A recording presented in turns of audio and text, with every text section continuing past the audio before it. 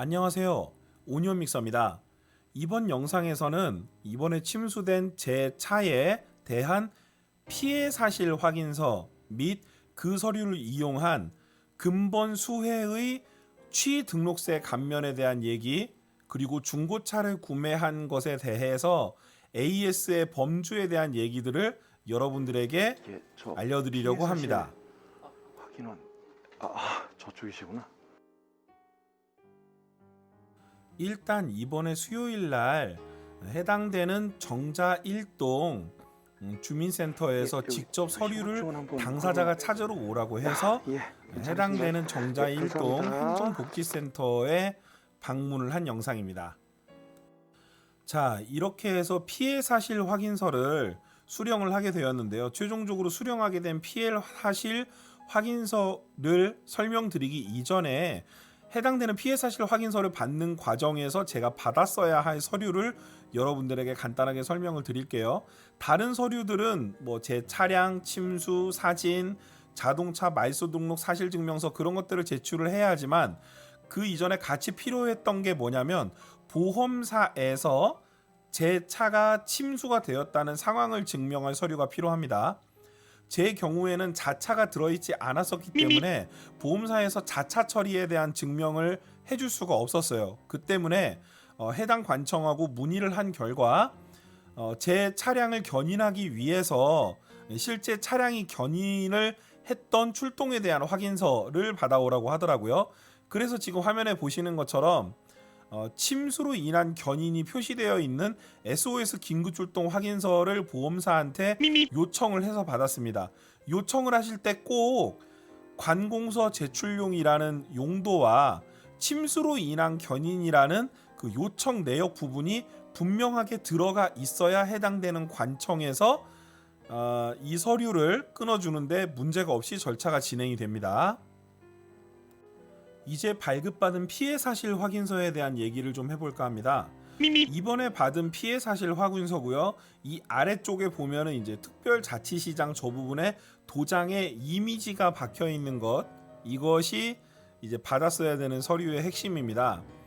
중요한 건 뭐냐면 해당되는 관청에서도 이번에 서류를 발급할 때 실수하신 부분인데 이날 담당자가 자리에 없으셨기 때문에 이렇게 발행이 된 게 아닐까 싶고, 여기 보시면 제가 빨간색으로 동그라미 쳐놓은 부분에 차량이라고 표시되어 있는데 사실은 이 부분에 제 차의 차량 번호가 들어가 있어야 된다고 하더라고요.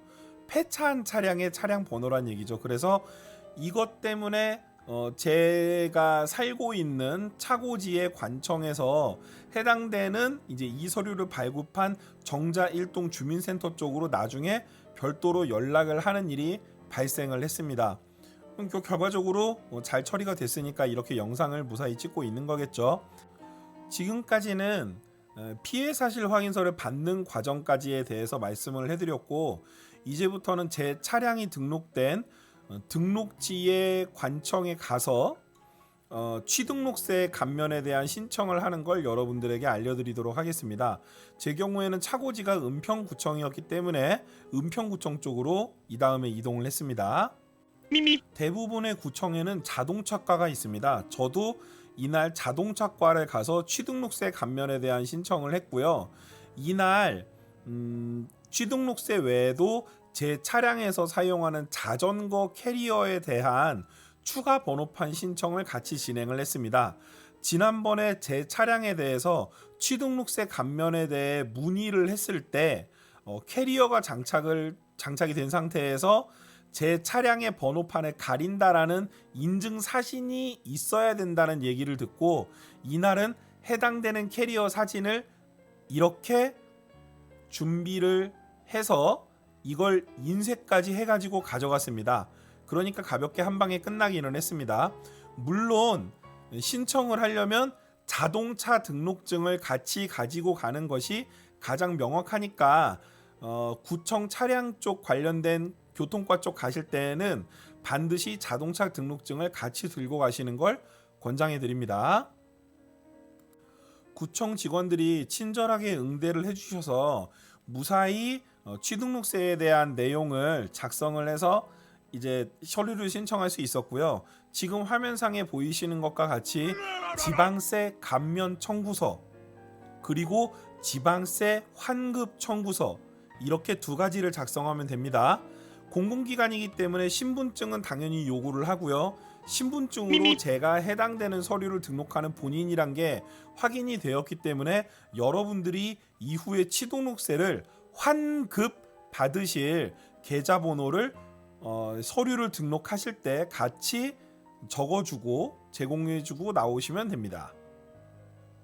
이제 마지막으로 여러분들에게 설명드릴 내용은 제가 차를 중고로 구매한 이후에 문제 대응에 대한 부분을 설명드리려고 합니다. 일단 제 경우는 차의 대시보드에 차를 일정 속도 이상으로 달리게 되면 엔진 출력 저하라는 게 표시가 되기 시작을 하더라고요. 해당되는 부분을 인지를 한 상태에서 제가 중고로 차를 구매하고 채 한 달이 지나지 않았기 때문에 차를 구매한 딜러에게 전화를 했습니다.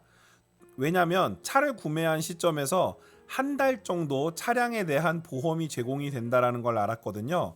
저는 이게 차량을 애초에 구매를 했을 때 차량의 상태를 보증하는 거라고 생각을 하고 있었고 대부분 딜러분들도 그렇게 설명을 하실 겁니다. 하지만 실제로 그렇지 않습니다. 해당되는 부분에서 이렇게 보증이 되는 한 달간의 요건은 기본적으로 첫 번째, 예전에 가지고 있던 차주분 보험회사의 보험이 그대로 한 달 정도 더 유지가 되는 것, 그리고 두 번째, 정부에서 만든 표준 약관으로 개런티가 되는 품목이 아니면 문제가 생겨도 보험으로 처리를 할 수가 없습니다. 일단 그 부분에 대한 걸 제가 조금 설명을 드릴게요. 딜러에게 해당되는 부분을 얘기를 했을 때 딜러가 얘기를 하기를 일단 요건은 첫 번째가 한 달이었고 그리고 두 번째로 이 주행거리가 2000km 이내여야 합니다. 2000km를 벗어나게 되면은 그것도 개런티를 받지 못해요. 제 경우는 다행히 주행거리가 700km 남짓이었기 때문에 요건에는 충족이 된다고 판단을 해서 딜러에게 문의를 했었고 딜러 같은 경우는 근처에 뭐 카센터나 정비소를 가서 어디에 문제가 있는지를 일단 점검부터 받으라고 했습니다. 그래서 여기에 보이는 것처럼 자동차 점검 정비 명세서를 2개를 받았습니다. 제 경우에는 디젤 차량이었기 때문에 인터쿨러 호스 부분이 찢어졌고 그리고 라디에이터 부분에 코어가 부풀었다 이렇게 2가지 정도를 진단을 받았고 이를 딜러분에게 연락을 했습니다. 해당되는 딜러분이 제가 준 서류와 실제 주행거리에 사진이 박혀 있는 걸 보험사에게 넘겼고요. 제 경우에는 이번에 조치받게 된 보험사는 삼성 다이렉트 자동차 보험이었습니다. 아마도 보험사마다 처리해주는 내역은 같을 거라고 생각이 되는데요. 제 경우는 인터쿨러 호스가 나갔는데 예를 들자면 인터쿨러 센서가 나가면 그거는 대응의 대상이 되는데 인터쿨러 호스의 경우는 대응의 대상이 안 된다고 하더라고요. 그러니까 기준이 되는 건 뭐냐면 차에 OBD를 꼽아서 차량의 점검을 했을 때 OBD의 데이터가 뜨는 파트들은 이게 점검의 대상이 되는 거고 OBD의 데이터가 뜨지 않는 파트들은 점검의 대상이 안 되는 겁니다. 그러니까 이게 차를 새로 구매했을 때처럼의 보증보험이 아니라는 얘기예요.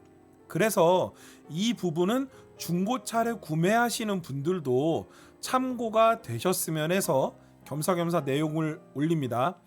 참고로 제 경우는 인터쿨러 호스가 찢어진 거기 때문에 보험에서는 처리가 안 되고 결과적으로는 해당되는 부분을 제가 사제로 고치기로 했고 내일 아침에 다른 제가 잘 알고 있는 공업사 쪽으로 가서 차를 고치기로 했어요. 여튼 그렇게 되기로 했으니 혹시 중고차를 구매하시고 이게 차에 대한 메인터넌스를 하시게 되는 분들은 이 영상의 후반 부분이 좀 도움이 되셨으면 합니다. 지금까지 시청해 주셔서 감사하고요. 오니온 믹서였습니다.